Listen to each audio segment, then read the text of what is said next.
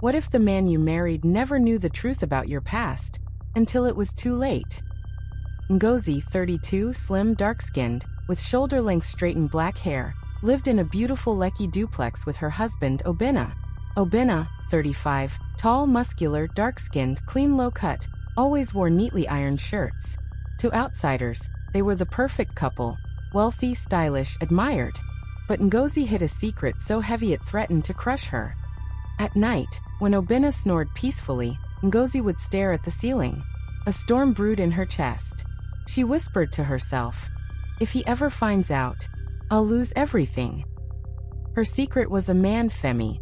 He was her first love, from her university days. Femi, now 34, average height, caramel skin, dreadlocks tied back, casual shirt and jeans, had once promised her the world. She thought she left him behind, but he had resurfaced in Lagos, and he knew too much. Femi cornered her outside the cafe. "Ngozi, you think you can erase me? I still remember what you did." His words froze her blood. She begged him to leave her alone, but his smirk told her this wasn't over.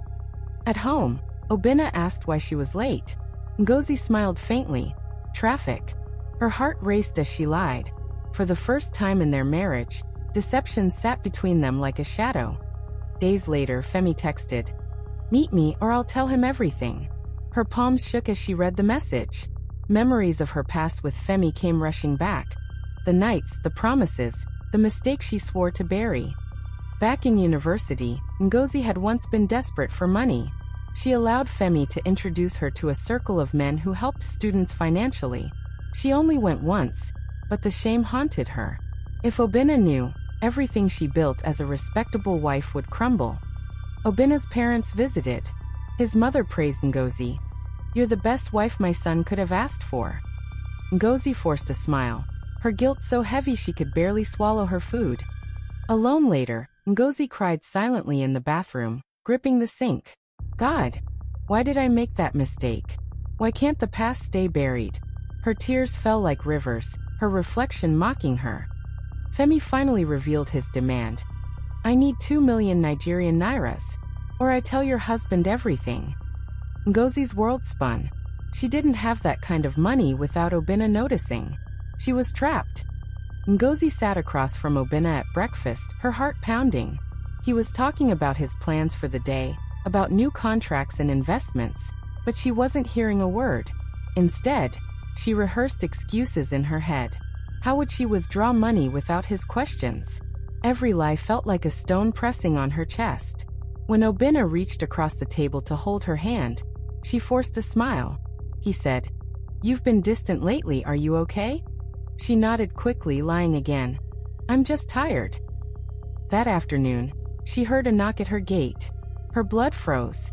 Femi stood there, bold as ever, wearing a casual polo shirt and jeans, dreadlocks tied back neatly. "Ngozi, you think you can ignore me?" he hissed. Fear shot through her veins. What if her neighbors saw him? She whispered sharply, "Leave." "Not here." But Femi only smirked, stepping closer. "You know the price. Pay me, or I destroy you." Desperate, Ngozi withdrew 500,000 Nigerian nairas from her joint account, telling Obinna she needed to buy gold jewelry for her cousin's wedding. She stuffed the envelope into her purse, her palms sweaty. Each step felt like betrayal carved into her bones. Later that evening, Obinna noticed the missing funds while reviewing account alerts. He raised an eyebrow but said nothing. Instead, he watched her carefully at dinner. She avoided his eyes, speaking too quickly, laughing too loudly at small jokes. Obinna's silence was heavier than accusations. Ngozi met Femi in a dark, secluded bar on the island.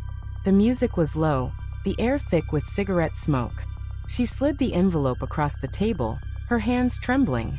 "This is all I can give." Femi chuckled, shaking his head. "Ngozi, you're playing games. This is just the beginning." At home, their 8-year-old daughter, Kayamaka, ran into Ngozi's arms laughing. She looked just like Obinna, dark skin, tiny afro puffs tied with pink ribbons, in a bright school uniform. Holding her child, Ngozi felt her guilt twist into something sharper. What kind of example was she setting? That night, Obinna quietly picked up her phone while she slept. A message popped up. Ngozi, I want more. You owe me. Femi. His heart pounded. He dropped the phone as if it burned him. He stared at her sleeping face, rage and heartbreak battling inside him. In the morning, Obinna slammed the phone onto the table. Who is Femi? He thundered. Ngozi's blood drained from her face. She stammered. It's not what you think. But he cut her off. Don't you dare lie to me. Shaking, Ngozi confessed part of the story. She admitted she once knew Femi in university, but insisted nothing serious happened. Obinna's jaw clenched. You're lying. I saw the messages. You're still seeing him. Tears poured down her face. I swear, it's not like that. But she couldn't tell the full truth yet. As if things weren't bad enough, Femi showed up at Obinna's office 2 days later, bold as brass. Your wife owes me. Ask her about university days. The words burned Obinna's ears. He nearly struck him but restrained himself. The humiliation was unbearable. That night, Obinna returned home trembling with rage. He cornered Ngozi. Tell me everything. Now, broken, she finally confessed. The financial desperation in university, the men, the shame, and how Femi held it over her. Obinna staggered back as if slapped. His perfect wife, his pride, shattered before his eyes. For days, Obinna barely spoke. Then one evening, he sat her down.